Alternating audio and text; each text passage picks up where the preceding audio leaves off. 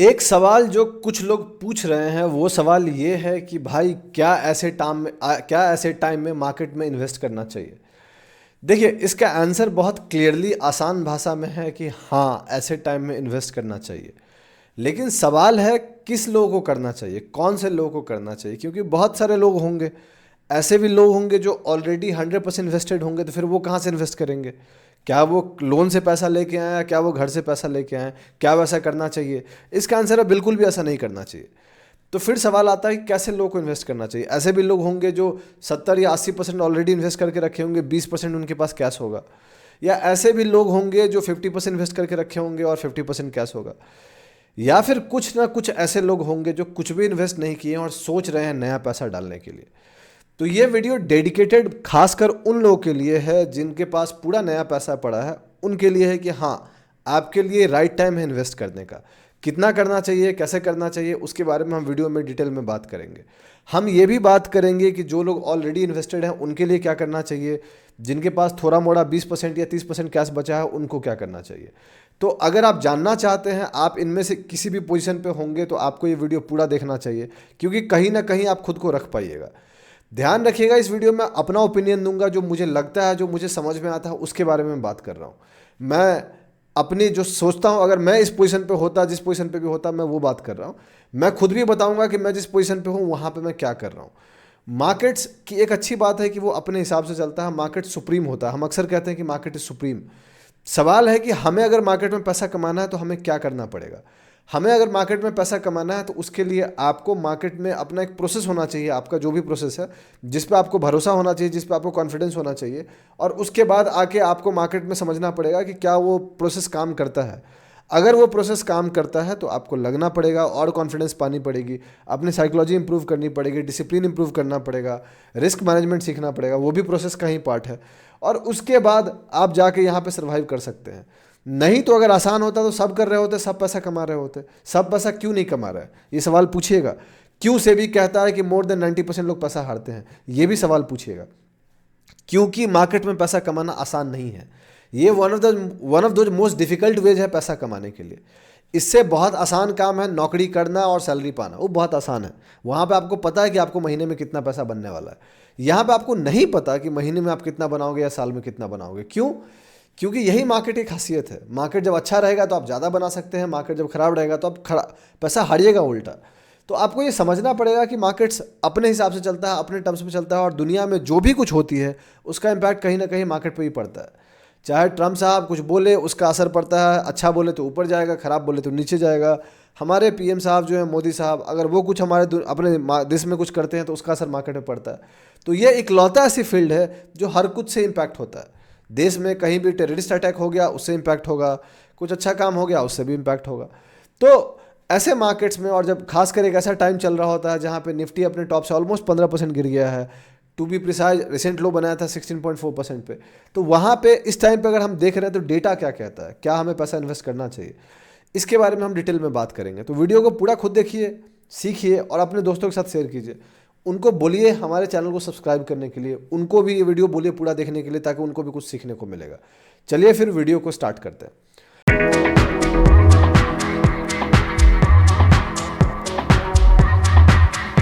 कैसे हैं आप लोग? मेरा नाम ब्रजभूषण है और मैं आप लोग का स्वागत करता हूं आप लोग के अपने चैनल पे, जिसका नाम है ट्रेड विद भूषण।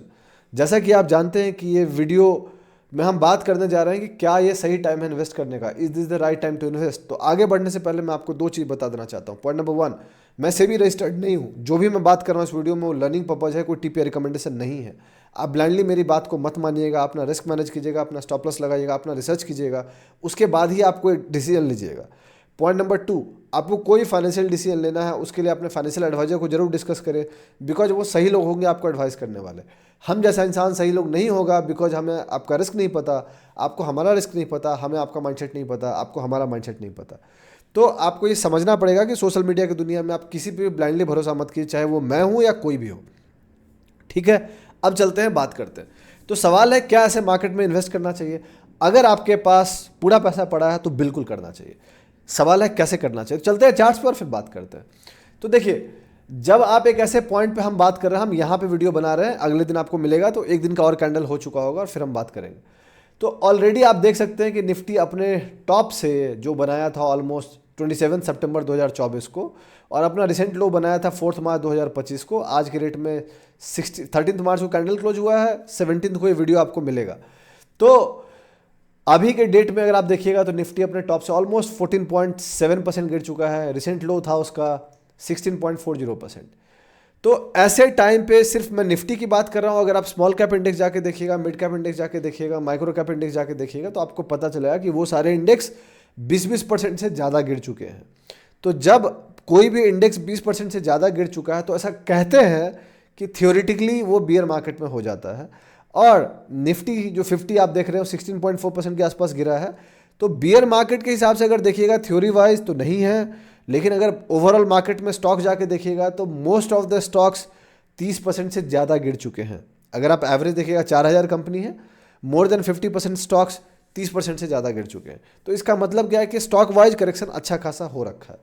तो अगर अज्यूम कर लीजिए आपके पास 100 रुपये हैं, ठीक है, इस पॉइंट पे अगर आपके पास 100 रुपये हैं तो यहाँ पे इस जगह पे आप 35 रुपीज़ इन्वेस्ट कर सकते हैं। इससे क्या होगा, आपके पास बचेगा 65 रुपीज़। उसके बाद 65 रुपीज़ अगर बचेगा, मान लीजिए मेरे पास 100 रुपये होता आज के रेट पे, तो मैं यहाँ पे 35 इन्वेस्ट करता, मतलब मैं तो ज़्यादा एग्रेसिव हूँ, तो फिर मैं तो बहुत ज़्यादा इन्वेस्ट करता और मैं उसके हिसाब से रीबैलेंस करता। आप लोग के लिए एक वीडियो आएगा डेडिकेटेड जिसमें हम एक नया पैसा डाल रहे हैं, जो मेरा छोटा भाई है उसका मैं एक पोर्टफोलियो बना रहा हूँ। तो मैं सोच रहा हूँ कि उसका एक मॉडल लेके मैं आप लोगों के सामने वीडियो बनाऊँ कि देखो दोस्त, ऐसे मार्केट में ऐसे खेल सकते हैं, और उसका जो भी होगा, चाहे वो लॉस हो चाहे वो प्रॉफिट हो, वो आने वाले टाइम में हम उसके अपडेट देंगे और आपके सामने दिखाएंगे कि वो पोर्टफोलियो कैसे चलता है, with every single proof out there which is possible.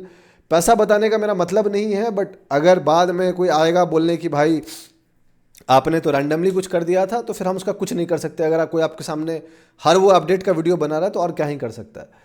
So point बहुत सिंपल है कि यहाँ पे जो आप देख रहे हो वो बहुत इतना ही सिंपल चीज़ है कि मार्केट्स यहाँ पे एक अच्छा एंट्री पॉइंट देता है। इसका डेटा और भी हम बात करेंगे। तो अगर आपके पास 100 रुपये, मेरे पास अगर 100 रुपये होता तो मैं 35 रुपीज़ इन्वेस्ट करता, 65 का मैं इंतजार करता। अगर मुझे बहुत कम रिस्क लेना होता, तो अगर मुझे ज़्यादा रिस्क लेना होता मैं 100 में 80 रुपये इन्वेस्ट करता और बाकी 20 रुपये का मैं इंतजार करता। अब अज्यूम कर लीजिए मैं कम रिस्क पे हूँ तो 35 इन्वेस्ट कर रहा हूँ, 65 रख रहा हूँ। अब है कि यहाँ से अगर ऊपर चला जाए तो मैं स्लोली बट श्योरली पूरा पैसा इन्वेस्ट कर दूँ। अगर नीचे जाए तो अगर यहाँ से 5-6% और नीचे चला जाता है तो फिर मैं बाकी 30 रुपये और लगा दूंगा, और अगर वहाँ से बाकी और 5% नीचे चला जाता है तो वहाँ पे बाकी 35 में लगा दूंगा। मतलब मैक्सिमम निफ्टी अगर 25-30% के आसपास गिरता है तब तक मैं पूरा इन्वेस्टेड हो जाऊँगा, अगर मुझे बहुत कम रिस्क लेके चलना है, मुझे बहुत सेफ लेके चलना है। अगर मुझे एग्रेसिव होना है, जो मैंने आपको क्लियरली बताया, फिर मैं यहाँ पे 80% इन्वेस्ट करता, फर्क नहीं पड़ता उसके बाद ऊपर जाए नीचे। अगर नीचे 5-6% चला गया तो बाकी 20% लगा देता, या ऊपर चला जाए तो मैं बाकी 20% लगा देता। That is how I play. मैं ऐसे ही खेलता हूँ, बट जिनका रिस्क सबका अलग होता है, मुझे रिस्क लेना अच्छा लगता है, मैं इनसेन अमाउंट ऑफ रिस्क लेता हूँ, तो इसके लिए मैं बात कर रहा हूँ। अब आता है, ये तो हो गया जिनके पास पूरा कैश है। जिनके पास 100% इन्वेस्टेड है, जिसमें मैं आता हूँ, तो मैं क्या कर रहा हूँ। देखो दोस्त, आप जानते हैं कि पोजिशनल पोर्टफोलियो में मैं 100% इन्वेस्टेड हूँ। तो मैं क्या कर रहा हूँ, मैं बहुत सिंपल से भाषा में कर रहा हूँ कि मेरे फ़र्क नहीं पड़ता मुझे कि मार्केट किस पॉइंट पर है, मेरा कौन सा स्टॉक सबसे कमज़ोर है। अगले वीक जो स्टॉक से हम निकलेंगे वो जेम फाइनेंशियल होगा। लॉस उसमें ज़्यादा हो गया है, प्रोबेबली अभी तक के इतिहास में पिछले काफ़ी साल में वो सबसे ज़्यादा लॉस है। बट ठीक है, कोई ना कोई स्टॉक में तो आदमी सहेगा, ऐसे पॉइंट पे क्या कर सकते हैं। तो उस लॉस को हम लेंगे, उस पैसे को हम यूज करेंगे कोई दूसरे स्ट्रॉन्ग स्टॉक में। तो इससे क्या होगा, इससे ये होगा कि हमारे पूरे पोर्टफोलियो में अब जितने ऑलमोस्ट कमजोर स्टॉक थे उसको हम निकाल चुके हैं। इस पॉइंट पे ऑलरेडी हम 4 स्टॉप लॉस ले चुके हैं, आप जाके देख सकते हैं, आपको पता चल जाएगा। सबका अपडेट ब्रॉडकास्ट चैनल पे इंस्टाग्राम में है। बिरला सॉफ्ट में हम लॉस बुक किए थे, सिम्फोनी में हम लॉस बुक किए थे, और भी 2 स्टॉक में हम लॉस बुक किए। बैक टू बैक 4 लॉसेस हम ले चुके हैं। 5वां लॉस जेम फाइनेंशियल का होगा, जो हम कल या परसों में हम बुक कर लेंगे, और जब भी हम करेंगे उसके बारे में हम अपडेट कर देंगे। उसके बदले हम एक नया पोजीशन खरीदेंगे जो हमारा previous chart of the week है, जिसके बारे में मैंने बात किया है। तो मैं यही कर रहा हूँ कि चूंकि मैं पूरा इन्वेस्टेड हूँ, जो मेरे कमजोर पोजीशन है उसको मैं निकाल रहा हूँ, उसमें लॉस एक्सेप्ट कर रहा हूँ, और जो मेरा मजबूत पोजीशन है, जो नया मुझे इस पॉइंट पे अच्छा लग रहा है, उसमें ऐड कर रहा हूँ। ऐसा मैं क्यों कर रहा हूँ, ऐसा मैं इसलिए कर रहा हूँ कि irrespective of the market condition मैं मार्केट के हिसाब से चलना चाहता हूँ। मुझे अनरियलाइज लॉस या रियलाइज लॉस लेने में कोई दिक्कत नहीं है। मैं वैसा बंदा नहीं हूँ जो अनरियलाइज लॉस देख के बैठा हो, नहीं।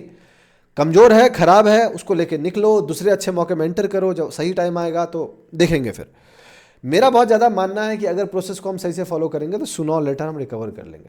अब देखिए चार्ट्स पे, यहाँ पे मान लीजिए जो ऐसे बंदे हैं जो जिनके पास मान लीजिए 80% इन्वेस्टेड है, 20% कैश है। दोस्त वैसे में आपकी मर्जी है, आप चाहो तो यहाँ पे लगा लो, चाहो तो ऊपर लगा लो, चाहो तो और नीचे का इंतजार कर सकते हो। किसी को नहीं पता कि एग्जैक्टली कहाँ पे बॉटम होगा, कहाँ पे टॉप होगा। लेकिन मैं यही कह सकता हूँ, आपको दूसरा डेटा दिखाता हूँ। अगर आप मार्केट ब्रेथ देखिएगा इस पॉइंट पर, जिसके बारे में मैंने पहले भी बात की है, इनफ टाइम कहा है, जब ऐसे नंबर्स आते हैं मिड टर्म और लॉन्ग टर्म के, 9% above 100 moving average, 12% above 200 moving average, this is one of the best probability of making more money if you invest at this point of time. बहुत से बहुत और क्या हो जाएगा, नीचे चला जाएगा, वहां पे रीबैलेंस कर लेंगे, जो कमजोर होगा उसको और निकाल लेंगे, और जो मजबूत होगा उसको उस समय ऐड कर लेंगे। कोई ना कोई स्टॉक हमेशा कहीं ना कहीं मजबूती मिल ही जाता है। आपको बस देखना है कि आप किसमें कंफर्टेबल हो। मेरे जैसा बंदा वो बंदा नहीं है जो अपने पोर्टफोलियो को, बहुत सारे लोग मेरे पास मैसेज भी किए हुए हैं जिनकी पोर्टफोलियो 25% गिरी है, 30% गिरी है। इतना ज़्यादा आप लॉस कैसे करवा सकते हो अपने पोर्टफोलियो पे दोस्त? अनरियलाइज गेन खोना एक अलग कहानी है, पैसे का लॉस खोना बहुत ज़्यादा बड़ी बात। हमने 4 लॉस लिए हैं, एक और लूंगा, जो ऑलमोस्ट 2 मान लीजिएगा, 2 का लॉस का होगा। 6 स्टॉक में हमने स्टॉप लॉस लिया, कितना लॉस होगा टोटल पूरे अकाउंट पे? 7.5% के आसपास का लॉस। मार्केट ही 15% नीचे गिरा है दोस्त, और मुझे 7.5% का लॉस रिकवर करने में कितना टाइम लगना है? 3 अच्छे ट्रेड चाहिए मुझे, अपने आप वो लॉस रिकवर होकर कुछ पैसा बन जाएगा। तो मैं ऐसे देखता हूं, आप कैसे देखते हो आपको सोचने की जरूरत है दोस्त। क्योंकि जब मैं प्रॉफिट लूंगा तो मैं एक स्टॉक में 45-50% का प्रॉफिट ले रहा हूँ, लॉस ले रहा हूं तो 15% का लॉस ले रहा हूं। वर्स्ट के सिनेरियो जेम फाइनेंशियल में 30% का लॉस ले रहा हूं। तो अगर मान लीजिए मैं 50% का प्रॉफिट लेता हूं एक स्टॉक में, तो 30% का लॉस तो इजीली रिकवर हो गया ना फिर वहां पे। Is as simple as that दोस्त, कि आपको पता होना चाहिए कि आपको क्या करना है। अगर आपको नहीं पता है तो फिर आप गलत फील्ड में है दोस्त, फिर आप गैम्बल कर रहे हैं। तो ये आसान तरीका है कि मैंने सारा सब कुछ डिस्कस किया है मैंने, कि कहाँ पे क्या करना चाहिए, नहीं करना चाहिए।